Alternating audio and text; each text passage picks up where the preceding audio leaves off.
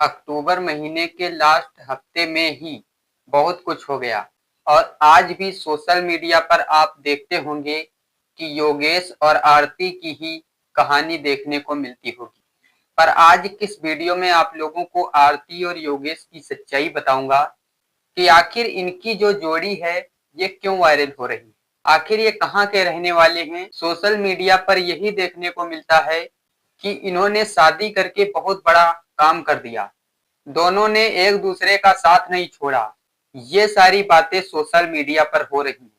तो आज किस वीडियो में आपको ये भी बताऊंगा कि इन्होंने शादी करके सही किया या गलत किया, आखिर इनकी सच्चाई क्या है।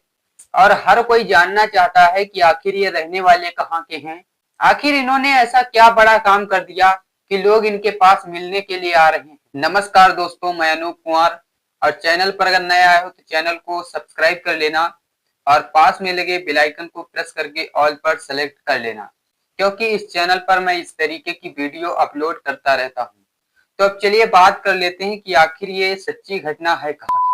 सच्ची घटना उत्तर प्रदेश के हरदोई जिले के एक छोटे से गांव की है, जहां पर एक आरती नाम की लड़की रहती थी और उनके जो पिताजी थे वो भी अपनी किसानी किया करते थे। मतलब रोजमर्रा की जो जिंदगी थी वो अपना काट रहे थे, किसानी करके अपने घर का पेट पाल रहे थे।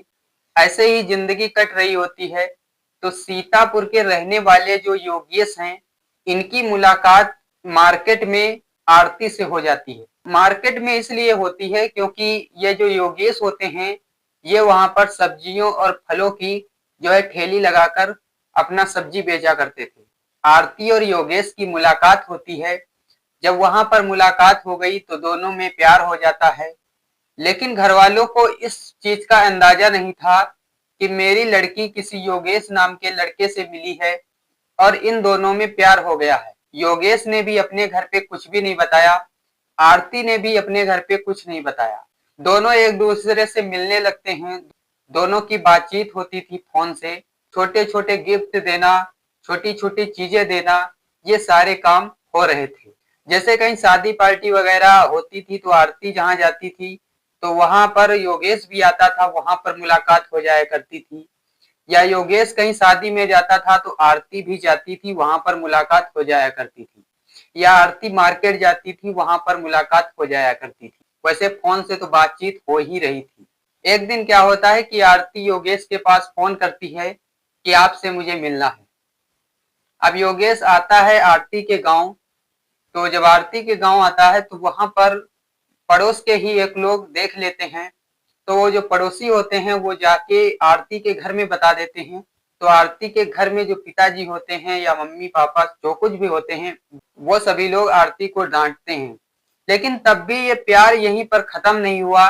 दोनों तब भी बातचीत कर रहे थे और दोनों गिफ्ट एक दूसरे को दे रहे थे। आरती एक दिन योगेश को अपने घर पर बुलाती है।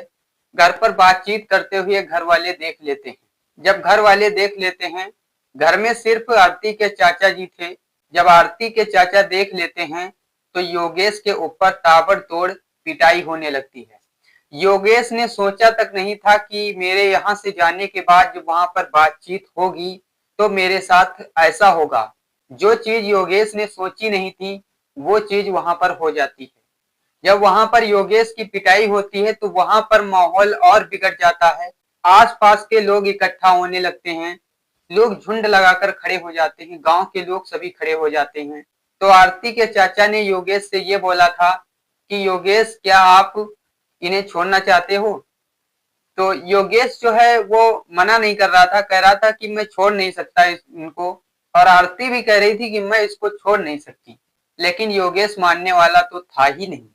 जब कुछ पढ़े लिखे लोग वहां पर इकट्ठा हो जाते हैं तो उन्होंने बताया कि इन दोनों लोगों की शादी जो है समाज के सामने मंदिर में तैयारियां करके करवा दीजिए।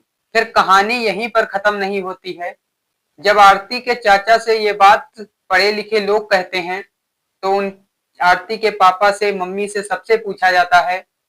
तो उन्होंने बताया कि ये जो योगेश नाम का लड़का है, पहली बात तो ये किसी और जगह का रहने वाला है, सीतापुर का रहने वाला है और किसी और जाति का है। तो मैं अपनी बेटी का शादी जो है इस लड़के से तो नहीं कर सकता, लेकिन आरती जो थी वो जिद कर रही होती है।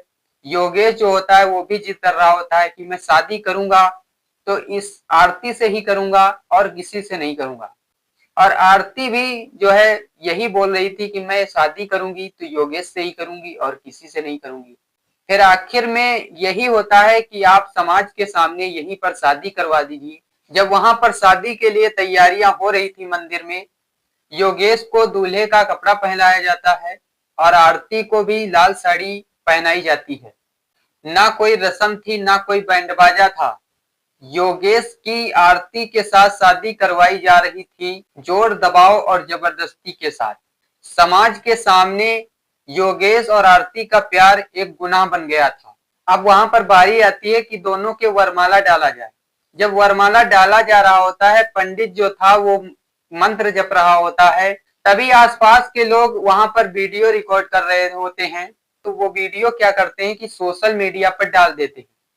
लेकिन किसी को नहीं मालूम था कि सोशल मीडिया पर वीडियो डालने के बाद ये रातों रात आग की तरह फैल जाएगा। योगेश को भी नहीं मालूम था, ना ही आरती को पता था और वहां पर खड़े लोगों को भी कुछ नहीं पता था। लेकिन देखते ही देखते क्या होता है कि ये वीडियो सोशल मीडिया पर आग की तरह फैल जाता है। दोनों का प्यार समाज के सामने जो गुनाह बना हुआ था, वही प्यार दुनिया के सामने फैल जाता है आग की तरह। दोनों ने प्यार तो किया, लेकिन इतना पिटने के बावजूद भी दोनों ने एक दूसरे का साथ नहीं छोड़ा। अब लोगों का ये भी सवाल है कि काफी लोग जो है इनसे मिलने के लिए अब जा रहे हैं। सोशल मीडिया पर इनका ट्रेंड बन गया है। योगेश ने जो किया वो हर किसी को नहीं करना चाहिए।